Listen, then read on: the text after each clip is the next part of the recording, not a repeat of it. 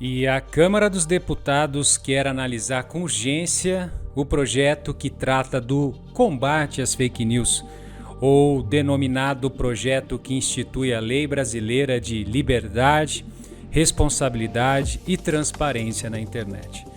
Mas a aprovação de um projeto dessa natureza não é tão simples e alguns cuidados e perigos ocultos precisam ser mostrados. Esse texto desse projeto 2630 tramita desde 2020 e está com o relator deputado Orlando Silva, que demonstra-se totalmente favorável ao projeto, que ele não estabelecerá censura, que ele vem para estimular o ambiente democrático, o jornalismo, que não haverá impactos para o cidadão. Por outro lado, o tema não é pacífico, como nós vamos ver. O projeto ele trata basicamente de 3 grandes áreas. Se nós analisarmos o projeto, ele trata de responsabilidade de pessoas que poderão responder criminalmente por, abre aspas, divulgação de fake news. E aqui nós já temos uma discussão sobre opiniões, como ficaram as opiniões. E os defensores do projeto colocam que não, nós estamos buscando a condenação dos criminosos que se organizam para fake news. Mas o texto de lei não faz essa distinção e nós deixaremos a cargo de quem essa distinção? De um comitê, de um conselho? Traz responsabilização também para os provedores de aplicação, as redes sociais, os serviços de mensageria privada, como Facebook, Instagram, WhatsApp, Twitter, responsabilidades inclusive por conteúdos gerados por terceiros, quando impulsionados, o que vai, de certo modo, modificar o Marco Civil da Internet, a Lei 12965 de 2014, que previa que os provedores de aplicação não seriam responsáveis por conteúdo de terceiros, poderiam promover remoções a seus critérios, não era vedado, mas só eram obrigados a agir com ordem judicial. E aí sim, caso não tomassem medidas, poderiam ser responsáveis. O projeto também cria a transparência, exige que as redes sociais sejam mais claras em relação aos algoritmos, como um conteúdo é privilegiado a outro, e isso sem dúvida alguma é uma medida que vem ao encontro dos direitos dos usuários de internet, e também trata de monetização. E talvez nesse ponto, justamente para provar esse ponto, é que nós temos uma adesão em massa de grandes veículos de mídia, porque trata-se aí de um exemplo como a legislação canadense, no sentido de que os conteúdos jornalísticos publicados nessas redes sociais precisam remunerar suas fontes, porque hoje não há uma remuneração. Alguns provedores de aplicação, como o próprio Google, já chegaram a retirar esses conteúdos, você não conseguia publicar mais um conteúdo do site, voltaram atrás, e esse é um ponto, uma grande, antiga briga da mídia e do jornalístico. Pontos críticos é que a proposta ela pretende ampliar o rol de conteúdos que deve ser removido sem ordem judicial. E nós vamos ter uma lista maior de temas para os provedores de aplicações fazerem intervenções diretamente ou por determinação de um conselho que será criado. Também traz o conceito de conta inautêntica, aquela que simula a identidade de alguém, e até aí tudo bem, nós precisamos coibir os perfis fakes.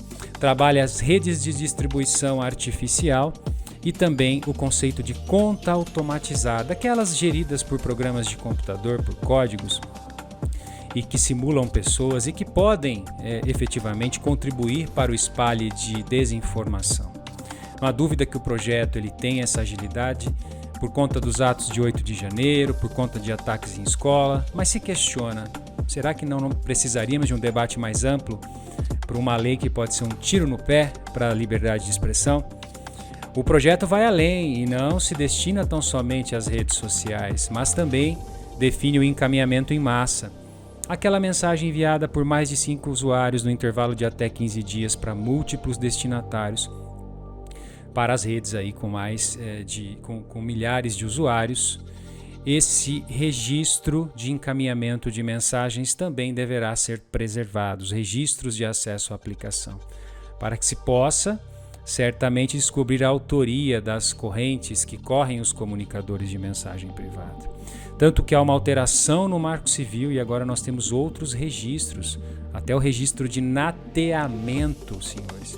Aquele registro ligado a um mesmo IP compartilhado por outras pessoas também precisam. E a tão importante porta lógica agora também vem prevista, justamente para evitar que um usuário que estava numa rede NAT, compartilhando o IP com outros 100 usuários, permanecesse impune. Do mesmo modo, o projeto de lei traz agora que os provedores podem ser responsabilizados por conteúdos de terceiros, desde que exista aí o impulsionamento. O cadastro desse impulsionamento precisa ser mais claro e é criado, atenção, o Conselho de Transparência e Responsabilidade na Internet, que vai ser composto por 21 conselheiros, entre eles representantes do Legislativo, Conselho Nacional de Justiça, CGI, Sociedade Civil, conselho que poderá supervisionar as redes sociais, também instaurar processos administrativos bem parecido com a portaria do Ministério da Justiça, que pode ser prejudicada caso o PL seja aprovado. Se tiver modificações, ele volta para o Senado.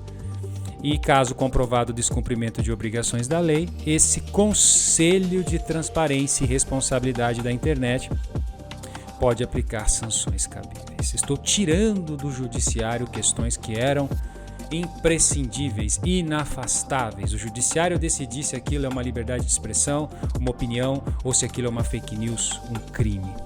O texto não é, como vocês podem ver, unanimidade e vem gerando inúmeras discussões.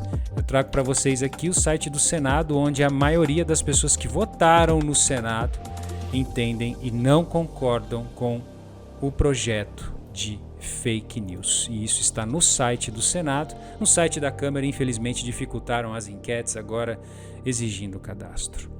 É importante destacar que os gigantes de internet, como Meta, Google e TikTok, já se manifestaram com uma carta aberta para que rejeitem a urgência de votação do PL 2630 de 2020, já que sequer houveram audiências públicas sobre o tema, nem no Senado, nem na Câmara.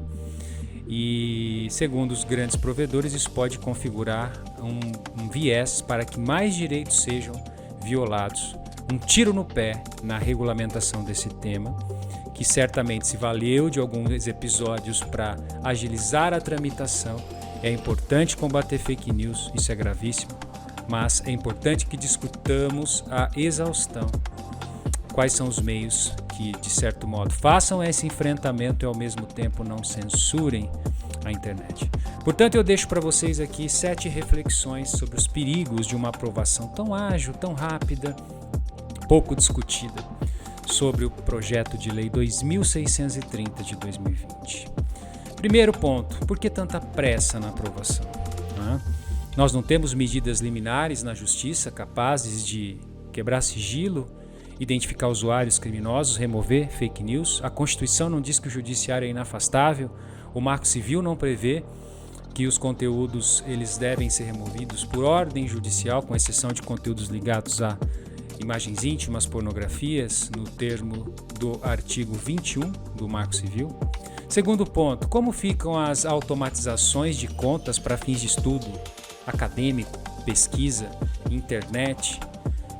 Está tudo agora lançado ao contexto de conta automatizada? Quem me define o que é uma conta automatizada? Eu posso automatizar processos e não contas a partir de uma conta real, por exemplo. Eu posso estar logado e utilizar um código em Python muito simples para automatizar. Eu serei criminoso? Eu terei minha conta banida? Nós teremos várias contas banidas, conteúdos removidos e estaremos aí abarrotando o Poder Judiciário de ações judiciais? Terceiro ponto, nós teremos um tribunal paralelo de internet. Este Conselho de Transparência e Responsabilidade de Internet vai decidir o que fica ou não na internet?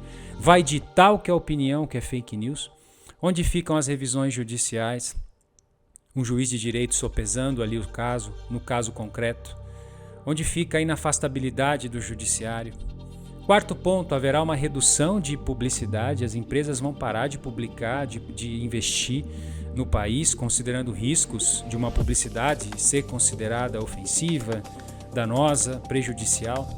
Quinto ponto, a simples legislação que regulamenta redes sociais e comunicadores vai resolver o problema?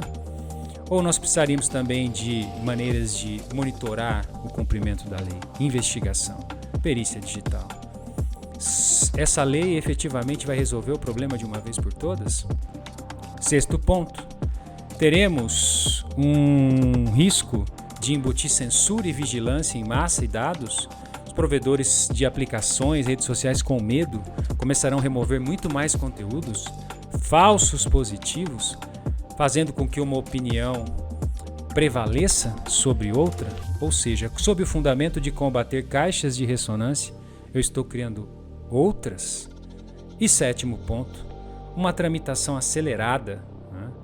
Ao invés de evitar, né, que estejamos sempre na mão ou de um abuso ou de uma injustiça, pode elevar o risco de um efeito oposto, a exemplo, criando uma previsão legal para mais abusos, remoções indevidas e injustiças. Me limito a trazer o que o presidente do Google já disse sobre esse tema no passado, de que um projeto dessa natureza pode facilitar a ação de pessoas que querem disseminar desinformação, pode tornar mais difícil que veículos de comunicação de todos os países e do país alcancem seus leitores e pode tornar os produtos e serviços menos úteis e menos seguros. Como se portar a partir disso, quais as regras de privacidade, quais os cuidados que nós teremos, só o tempo dirá. Na sua opinião, projeto de lei 2630, tramitando rapidamente no Congresso para uma aprovação, a lei das fake news ou do combate às fake news, instituindo a chamada Lei Brasileira de Liberdade, Responsabilidade e Transparência na Internet, está efetivamente madura ou careceria de mais debates? Ou alguns temas inseridos ali poderiam ser separados para uma análise mais detalhada? Nós temos um equilíbrio? Nós vamos realmente proteger direitos, liberdades, vamos combater fake news? Ou vamos criar um ambiente em que o governo dita aquilo que é publicado e um conselho que tem capacidade de extrajudicialmente determinar remoção e responsabilizar os meios? Fica para sua reflexão, considere as informações e seja livre para tecer seus comentários e opiniões